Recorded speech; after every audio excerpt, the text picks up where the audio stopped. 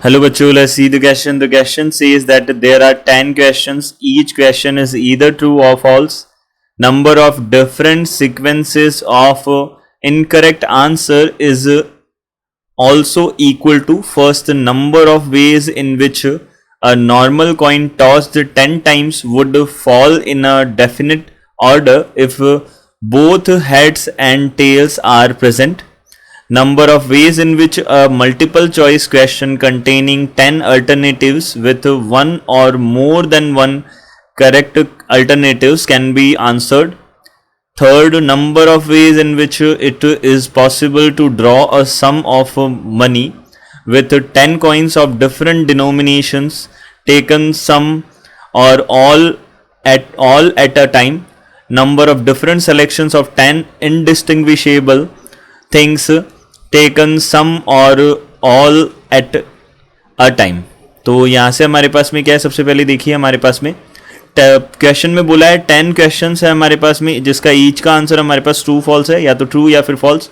Number of different sequences जो है of incorrect answer is also equal to, ये हमारे पास में इनमें से किसके इक्वल होगा ये हमको बताना है. तो सबसे पहले देखिए हम की कॉन्सेप्ट की बात कर लेते हैं.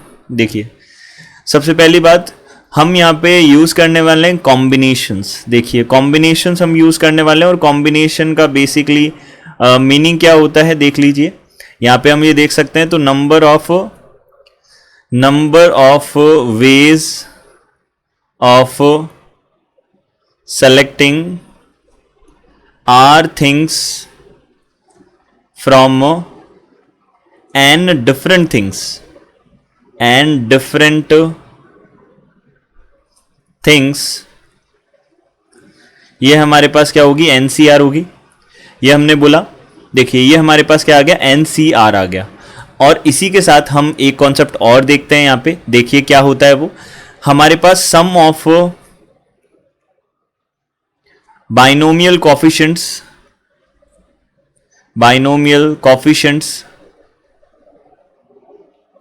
ये टर्म यहाँ पे यूज होगा. इसका मतलब क्या होता है, देखिए NC0 plus NC1 plus NC2 plus dash dash plus NCN जो होता है वो किसके इक्वल होता है, ये हमारे पास इक्वल होता है 2 to the power n के इक्वल होता है. ये सम ऑफ ऑल बाइनोमियल कॉफिशिएंट्स जो हैं वो हमारे पास में इसके इक्वल होता है. इन दो कॉन्सेप्ट्स का हम बेसिकली यहाँ पे यूज करेंगे. तो सबसे पहले जो हमारे पास क्वेश्चन में ही गिवन है, क्या गिवन है, 10 क्वेश्चन है. ईच का आंसर या तो ट्रू होगा या फॉल्स होगा. Number of different sequences of incorrect answer is also equal to, जितने भी इनकरेक्ट आंसर्स हैं उनके हमको सीक्वेंसेस लेने हैं, बताने हैं सीक्वेंसेस क्या नंबर ऑफ वेज होंगे. तो देखिए हमारे पास टोटल क्या है, 10 क्वेश्चंस है. 10 क्वेश्चंस है हमारे पास में, उनमें से हमको क्या करना है, 10 क्वेश्चंस है और हमको ये नंबर ऑफ वेज बताने हैं जिससे इनकरेक्ट आंसर हो. अब ऐसा हो सकता है, देखिए 10 क्वेश्चन से 10 में से एक का आंसर इनकरेक्ट हो जाए, ऐसा हो सकता है 2 के आंसर्स इनकरेक्ट हो जाए, ऐसा हो सकता है 3 के आंसर्स इनकरेक्ट हो जाए. अब हमको तो इनकरेक्ट वेज चाहिए, यानी कि सारे के सारे करेक्ट नहीं होने चाहिए. तो एक भी करेक्ट इनकरेक्ट हो सकता है, वो भी हम इनकरेक्ट केसेस में ही लेंगे. 2 भी इनकरेक्ट हो सकते हैं, 3 भी इनकरेक्ट हो सकते हैं, 4 भी इनकरेक्ट हो सकते हैं, ऐसे ही 10 भी इनकरेक्ट हो सकते हैं. सारे के सारे इनकरेक्ट हो जाए तब भी वो इनकरेक्ट में ही आएगा. लेकिन अगर सारे के सारे अगर करेक्ट हो गए तो इसका मतलब वो इनकरेक्ट में नहीं रह पाएगा. फिर वो हो जाएगा कि करेक्ट आंसर्स दे दिए हमने, सारे के सारे करेक्ट दे दिए. तो हमको क्या करना है, यहाँ पे टोटल नंबर ऑफ वेज देखना है. तो टोटल नंबर ऑफ वेज ये हमारे पास क्या हो जाएंगे, देखिए 10 में से एक इनकरेक्ट होने की पॉसिबिलिटी. तो हम क्या करेंगे, 10 में से एक क्वेश्चन को चूज करेंगे और उसको इनकरेक्ट बता देंगे. अब देखिए फिर उसके बाद में 10 में से 2, अब 10 में से कोई भी हमने 2 क्वेश्चन चूज किए और फिर उनको इनकरेक्ट बोल दिया, इनकरेक्ट कर दिया उनको. तो इसी तरीके से 10C3 प्लस डैश डैश यहाँ तक कितना चला जाएगा, ये 10C10 तक चला जाएगा. अब सारे भी इनकरेक्ट हो सकते हैं, इसमें कोई प्रॉब्लम नहीं है, तब भी वो इनकरेक्ट ही माना जाएगा. लेकिन सारे करेक्ट नहीं हो सकते, क्योंकि अगर सारे करेक्ट हो गए तो इसका मतलब वो सारे करेक्ट आंसर्स हो जाएंगे. फिर इनकरेक्ट के सीक्वेंस नहीं बोलेंगे, उसमें करेक्ट भी इंक्लूड हो जाएगा, इसलिए हम करेक्ट वाला नहीं लेंगे. अब हमको पता है यहाँ से कि जो हमने पहले ये की कॉन्सेप्ट लिखा है NC0 plus NC1 plus dash NCN तक लिखा है, ये किसके इक्वल है, 2 to the power n के इक्वल है. तो यहाँ से अगर मैं इस NC0 को हटा दूँ और n की जगह 10 रख दूँ तो ये हमारा पूरा कॉन्सेप्ट बन जाएगा. तो हमने यहाँ से बोला 10C1 प्लस 10C2 ये किसके इक्वल हो जाएगा. अब मैं इसमें क्या कर रहा हूँ, 10C0 को ऐड कर रहा हूँ. तो 10C0 को ऐड किया, 10C1 plus 10C2 plus dash dash dash plus 10C10 और इसमें माइनस हो जाएगा 10C0 को माइनस कर देंगे। अब हमको पता है, यहाँ से देखिए, अब हमको पता है ये जो है हमारे पास में 10C0 प्लस 10C1 इसका वैल्यू होता है 2 to the power 10 और 10C0 होगा वो हो जाएगा 1। तो यहाँ से हमारे पास नंबर ऑफ वेज हो जाएंगे 2 to the power 10 - 1 बन जाएंगे। ये बन गए हमारे पास। तो अब हम ए ऑप्शन को हम चेक कर लेते हैं। देखिए ए ऑप्शन के अकॉर्डिंग हमारे पास क्या है, number of ways in which a normal coin toss the 10 times. एक नॉर्मल कॉइन को हम 10 टाइम्स टॉस करते हैं, fall in a definite order. जो ऑर्डर है वो डेफिनेट होगा if both heads and tails are present. तो उस बोथ हेड एंड टेल्स अगर प्रेजेंट हो तो हमको ये बताना है कि हमारे पास नंबर ऑफ वेज क्या होंगे। तो देखिए अब हम यहाँ से बोल सकते हैं अगर कोई भी हमारे पास हेड आ रहा है तो अगर हम 10 टाइम्स अगर उसको टॉस करेंगे तो हेड, कोई भी दो हेड्स में हमारे पास चेंजेस नहीं होंगे, यानी कि हम बोल सकते हैं दो हेड्स अगर आ रहे हैं तो वो सिमिलर होंगे। तो यहाँ से हम क्या कर रहे हैं, देखिए हमारे पास क्या है, हमारे पास में 10 जो है वो हमारे पास में क्या है, 10 टाइम्स हमने एक कॉइन को टॉस किया है। अब कॉइन को अगर 10 टाइम टॉस किया है तो उसमें हम बोल देते हैं कि ऐसा हो सकता है कि 1 टाइम हेड आ रहा हो, 2 टाइम हेड आ रहा हो, 3 टाइम हेड आ रहा हो। ऐसा तो हो नहीं सकता कि 0 टाइम हेड आ रहा है, क्योंकि अगर 0 टाइम अगर हेड आ गया तो इसका मतलब उसमें तो हेड आया ही नहीं। अगर हेड, हमको तो ये बोला है यहाँ पे कि डेफिनेटली 1 टाइम तो एटलीस्ट होना चाहिए हेड। देखो both head and tail are present. तो हम यहाँ से क्या बोल सकते हैं, there are 10 coins, there are a coin tossed 10 times, tossed 10 times, उसको 10 टाइम टॉस किया जाता है। तो नंबर ऑफ वेज हमने बोले, नंबर ऑफ वेज। अब हम यहाँ पे हमेशा ध्यान रखना है हमको कि 0 टाइम नहीं लेना है। क्यों? क्योंकि इसमें हमको बोला है कि हेड्स और टेल्स दोनों प्रेजेंट होने चाहिए।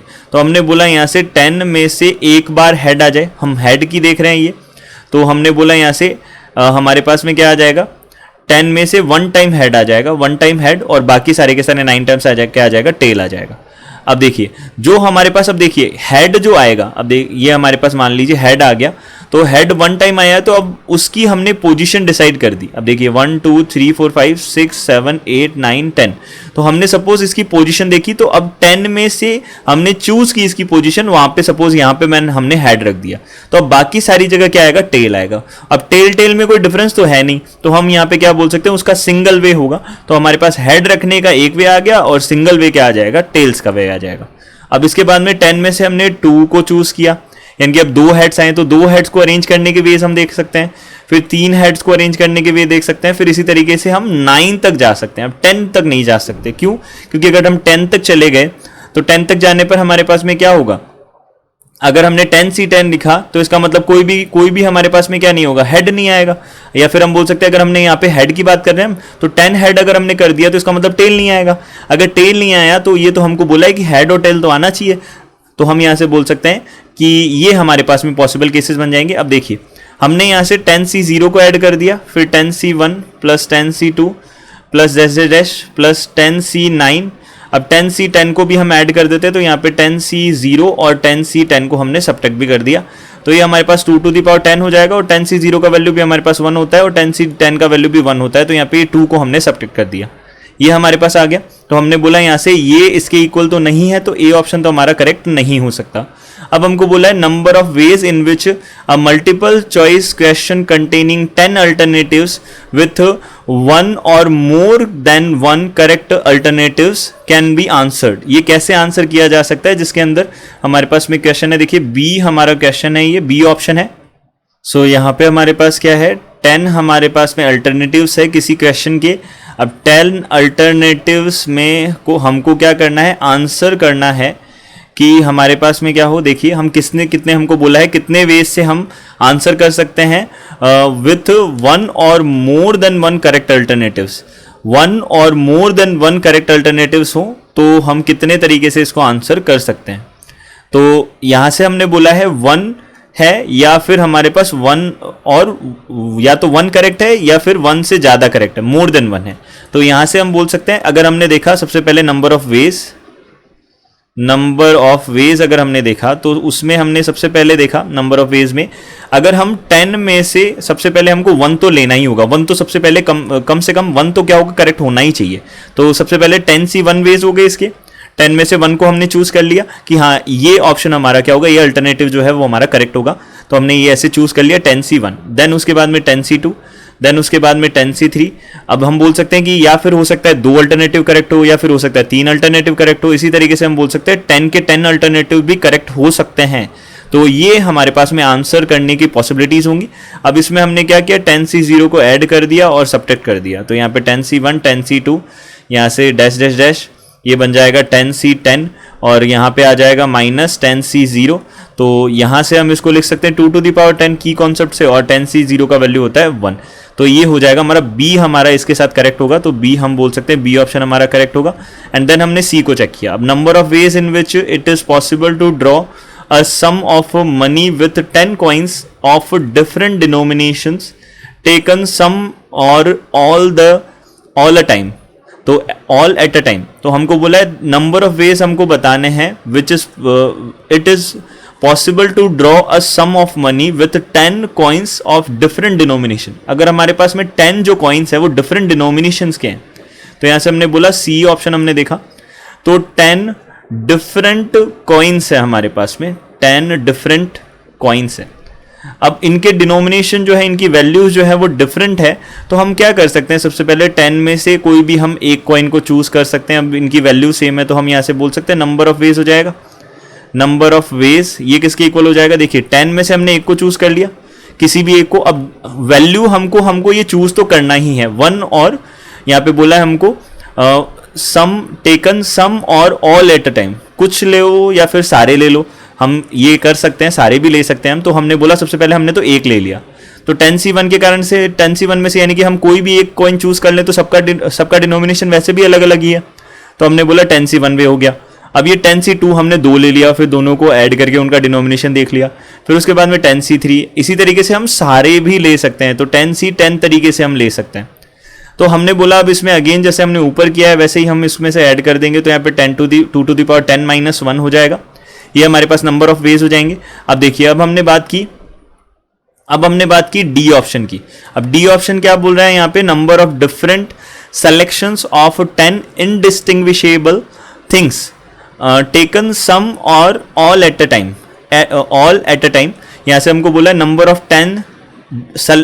Of different selections of 10 indistinguishable, यानी कि 10 हमारे पास में ऐसी थिंग्स है जिनको अलग अलग नहीं किया जा सकता, यानी कि हम आइडेंटिकल थिंग्स बोल सकते हैं। तो हमारे पास क्या है देखिए, सो यहां से डी जो ऑप्शन है इसके अंदर क्या है हमारे पास में 10, वी हैव 10 आइडेंटिकल थिंग्स, या फिर इनडिस्टिंग्विशेबल भी बोल सकते हैं, दोनों सेम ही बात है। यहां से क्या है 10 आइडेंटिकल थिंग्स, और हमको बताना है number of ways of selection.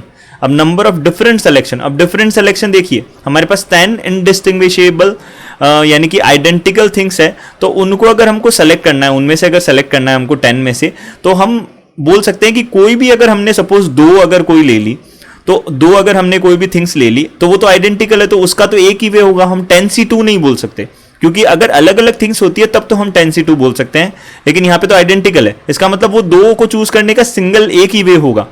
अब इसमें हम अलग अलग तो है नहीं हमारे पास, तो हम 1 ही बोलेंगे, नंबर ऑफ वेज 1 ही होगा। तो यहां से हमने बोला अब 10 है हमारे पास में आइडेंटिकल थिंग्स, और यहां पे हमको क्या बोला है, डिफरेंट थिंग, सम और ऑल एट अ टाइम, ये हमको बोला है।